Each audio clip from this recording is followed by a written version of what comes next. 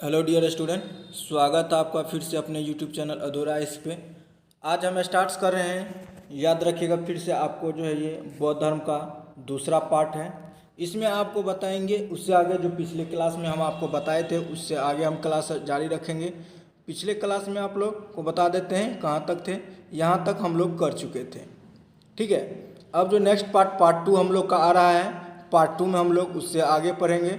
चलिए नेक्स्ट हम लोग का देखिए, 30 फीट ऊंचा और 10 फीट लंबा गौतम बुद्ध का शयन मुद्रा में मूर्ति बोध गया में बन रहा है। और बुद्ध की प्रथम मूर्ति शैली मथुरा शैली है और बुद्ध का सर्वाधिक मूर्ति गांधार शैली में मिला है।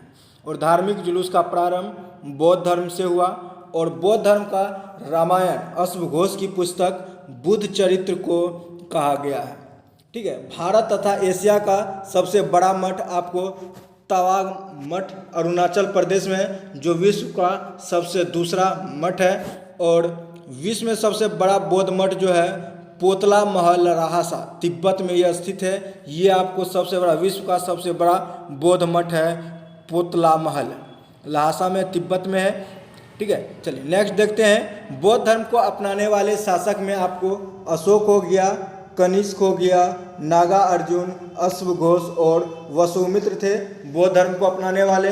और अशोक बौद्ध धर्म के प्रचार के लिए जो है अपने पुत्र महेंद्र और पुत्री संघमित्रा को श्रीलंका भेजा था। ये भी आपको क्वेश्चन आता है, अशोक ने किसको बौद्ध धर्म के प्रचार के लिए श्रीलंका भेजा था? पुत्र महेंद्र और पुत्री संघमित्रा को भेजा था। और उसके बाद नेक्स्ट देखते हैं, कुछ आपको होगा बौद्ध धर्म से जुड़े चिन्ह होगा, जो किससे कौन सा चिन्ह है वो बताएंगे। गर्भ का चिन्ह जो है वो हाथी है, जन्म का जो चिन्ह है आपको कमल है, गृह त्याग का घोड़ा जिसको महाविनिष्क्रमण कहते हैं, युवा अवस्था सांड का है। और ज्ञान प्राप्ति बोधि वृक्ष के नीचे हुआ था। और प्रथम उपदेश धम्मचक्र परिवर्तन का लाया।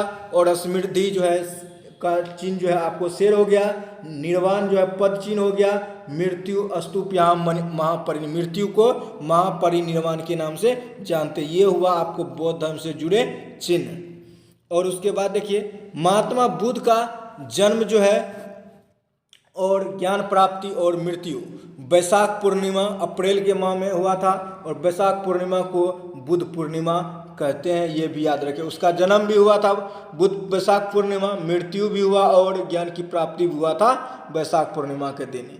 अब देखिए, बौद्ध धर्म और जैन धर्म में समानता क्या क्या है।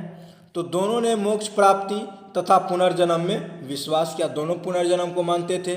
और दोनों ने मूर्ति पूजा तथा भगवान के अस्तित्व का विरोध किया। इन्होंने कहा भगवान है ही नहीं।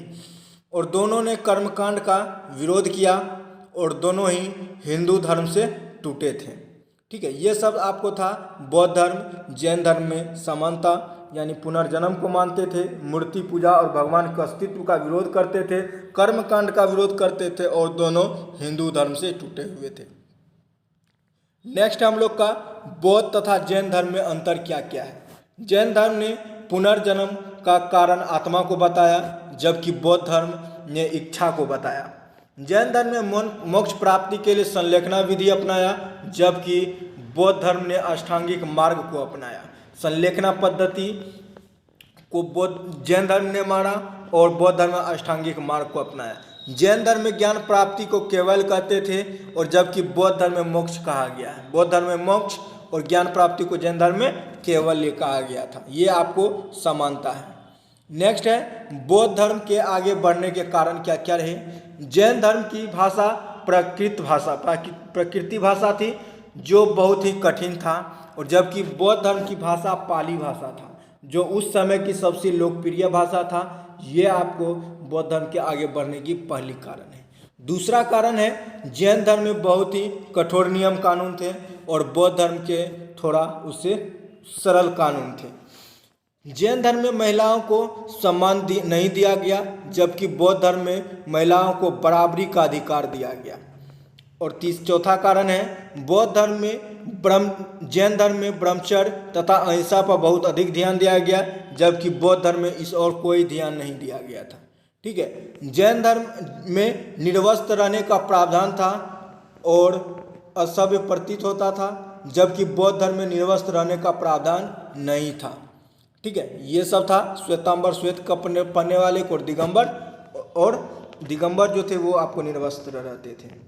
ठीक है, और नेक्स्ट है हम लोग का जैन धर्म में केवल 2 ही संगीतियाँ हुई और वो भी 900 वर्ष के अंतराल पर, और बौद्ध धर्म में 4 संगीतियाँ हुई वो भी 100 साल के अंतराल पर, यानी लंबे समय तक वो होता था। एक बार हो जाने के बाद 900 साल के बाद, और यहाँ पे 100 वर्ष के बाद समितियाँ भी होता था, संगीतियाँ जिसको कहते हैं। जैन धर्म को बड़े राजा का समर्थन नहीं मिला, जबकि देखिए जैन धर्म को अपनाने वाला प्रमुख राजा में चंद्रगुप्त मौर्य था और खारवेल था, जबकि बौद्ध धर्म को अपनाने वाले बड़ा राजाओं का संरक्षण मिला, जिसमें बौद्ध धर्म मानने वाले प्रमुख राजा अशोक था, कनिष्क था, पाल वंश था, चीन था और पूर्वी एशिया आदि, ये सब आपको बौद्ध धर्म के समर्थन किया और अपनाया।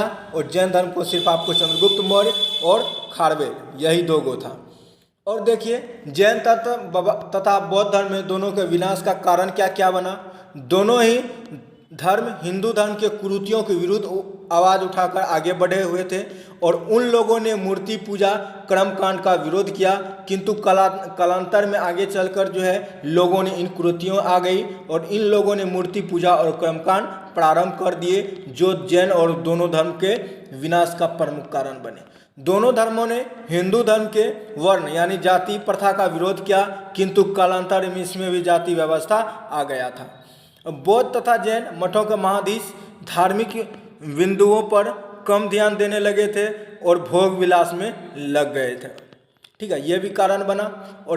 और कारण है जैन तथा बौद्ध धर्म के कमजोर स्थिति का फायदा उठाकर शंकराचार्य ने हिंदू लोगों को जागरूक किया। साथ ही गुप्त काल के राजाओं हिंदू धर्म में अनेक त्योहार आदि जोड़कर हिंदुओं को एकत्रित कर दिया। यह भी कारण बना जैन और बुद्ध का विनाश होने का कारण।